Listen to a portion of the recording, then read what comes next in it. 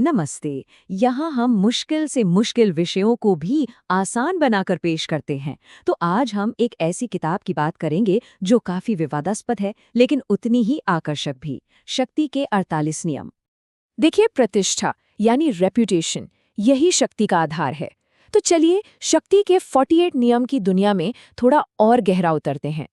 ये किताब बताती है कि पावर के ना अपने कुछ नियम होते हैं और उन नियमों को समझना हमारे लिए काफी फायदेमंद हो सकता है। तो आखिर इस इतनी प्रभावशाली किताब के पीछे का मूल विचार है क्या? इस किताब का दर्शन ये है कि पावर वो एक खेल है। मतलब इसका अच्छे या बुरे से कोई लेना देना नहीं है। यहाँ सफलता अच्छे इरादों से नहीं, बल्कि इंसानी व्यवहार के पैटर्न को अच्छे से समझने और उस पर महारत हासिल करने से मिलती है। तो ये रणनीति और मनोविज्ञान का खेल है। सोचने वाली बात है ना?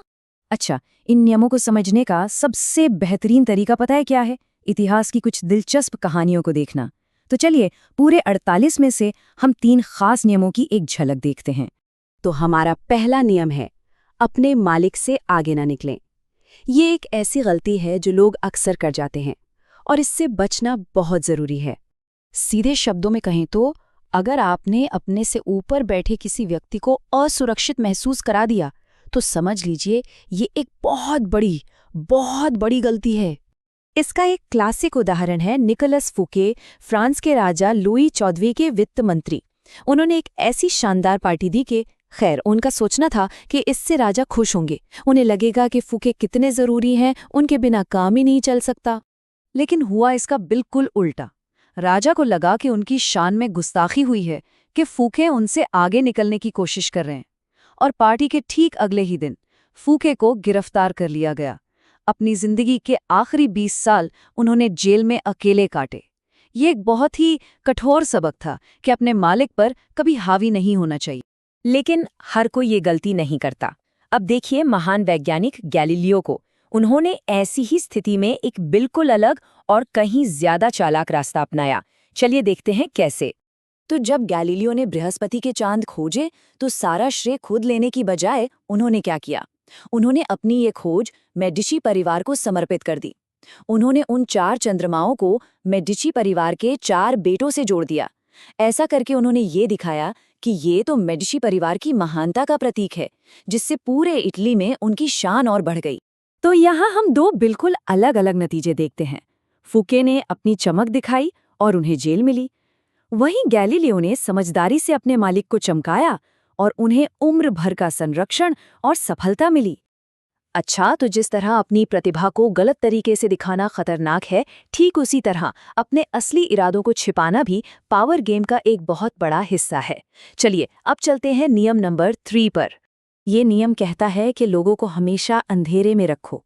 अपने कार्यों के पीछे का असली मकसद कभी जाहिर मत करो, क्योंकि अगर उन्हें कोई अंदाजा ही नहीं होगा कि आप क्या करने वाले हैं तो वो अपना बचाव करने की तैयारी भी नहीं कर पाएंगे। इसका एक बेहतरीन उदाहरण है ओटो वॉन बिस्मार्क। वो जर्मनी को एक करना चाहते थे और इसके लिए ऑस्ट्रिया को हराना जरूरी था। लेकिन दिक्कत ये थी कि प्रशिया की सेना उस वक्त जंग के लिए तैयार नहीं थी, उन्हें वक्त चाहिए था। तो जब सब जगह जंग का माहौल था, बिस्मार्क ने संसद में कुछ ऐसा किया जिसने सबको हैरान कर दिया। उन्होंने जंग के खिलाफ एक जोरदार भाषण दिया, ऑस्ट्रिया की तारीफ की, शांति की बातें की। जरा सोचिए, जो जंग के सबसे बड़े समर्थक थे वो ही शांति की बात कर रहे थे। इससे उनके दोस्त और दुश्मन सब उलझन में पड़ गए। और ठीक यही तो बिस्मार्क चाहते थे। ये एक लंबी योजना थी। पहले उन्होंने शांति का समर्थन करके राजा का विश्वास जीता, जिससे उन्हें शक्ति मिली। फिर उस शक्ति का इस्तेमाल करके उन्होंने सालों तक चुपचाप अपनी सेना को मजबूत किया, और जब सही वक्त आया तब उसी मजबूत सेना के दम पर ऑस्ट्रिया को हरा दिया और जर्मनी को एक कर दिया। देखा, अपने असली इरादे को छिपाकर उन्होंने कितनी बड़ी जीत हासिल की। अच्छा, एक सवाल है, क्या हर तरह का ध्यान अच्छा ध्यान होता है, भले वो नकारात्मक क्यों न हो? हमारा अगला नियम कहता है हाँ, बिल्कुल। चलिए देखते हैं क्यों। इस नियम का मूल विचार ये है कि नज़रअंदाज किया जाना, गुमनामी में खो जाना सबसे बुरा है। इससे तो बेहतर है कि लोग आपकी बुराई करें, आप पर हमला करें, लेकिन कम से कम आप लोगों की नज़रों में तो रहेंगे। भीड़ से अलग दिखो, चाहे उसके लिए कोई भी कीमत चुकानी पड़े। और इस नियम के सबसे बड़े माहिर थे पीटी बार्नम। उन्हें ये बात बिल्कुल साफ पता थी कि उनके सर्कस को सफल होने के लिए सिर्फ एक चीज चाहिए, चर्चा में बने रहना। वो जानते थे कि एक बार लोगों की नज़र किसी पर पड़ जाती है तो उसे एक अलग ही अहमियत मिल जाती है। और उनके तरीके देखिए, कितने अजीबोगरीब थे। कभी एक आदमी को काम पर रखा जो बस सड़क पर ईंटें रखता और उठाता था, जिससे भीड़ इकट्ठी हो जाती। कभी इतना बुरा संगीत मुफ्त में बजवाया कि लोग उस शोर से बचने के लिए उनके संग्रहालय का टिकट खरीद लेते थे। यहाँ तक कि वो अपने ही शो के खिलाफ अखबारों में लिखते थे ताकि उनका नाम चर्चा में बना रहे।